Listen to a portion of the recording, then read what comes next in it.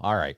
So let's get into our topic this week. We're kicking it off with a gold medal challenge between you and AJ Styles. We're talking everything No Surrender 2008.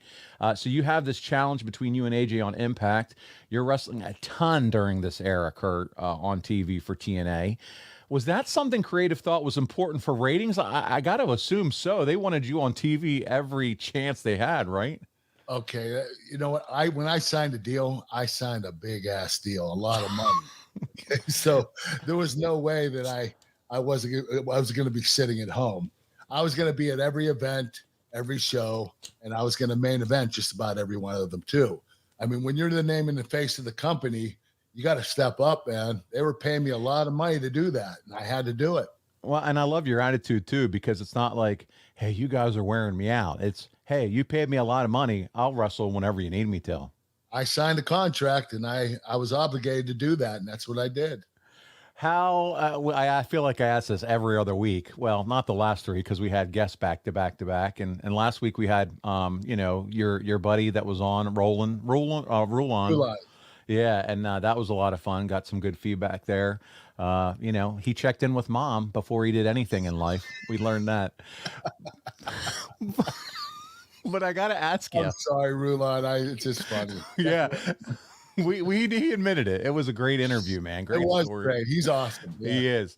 But I got to ask you, this is 15 years ago, 2008. How was your body? Because again, every Impact, every pay-per-view, you're the man.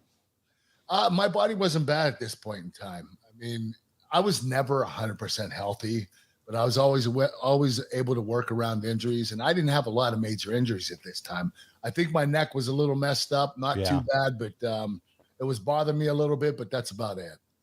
Yeah, and it's part of the storyline that your neck is bothering you. But the main event mafia, they're beginning to form around you here. Sting is on your side. It seems like Booker's on your side, and an Olympic challenge where there's no ropes, 3 rounds, every point counts.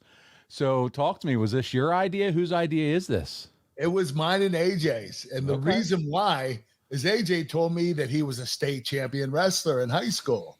I was like, oh, you were a state champion wrestler, so you know how to wrestle. He said, yes, I do. And you know what? He was right. He did know how to wrestle.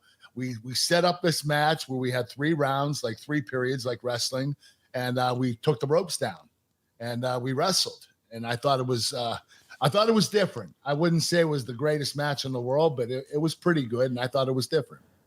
Was it challenging for you two to figure out kind of how you would put on something like that in a wrestling world? It's a little harder than putting together a pro wrestling match. I mean, sure. You have to remember, when you wrestle amateur wrestling, you go by instinct. You don't think about what you do. You go by reaction. But here, you have to remember what you're doing, and you're doing amateur wrestling moves, and your memory is telling you what to do back to back rather than instinct.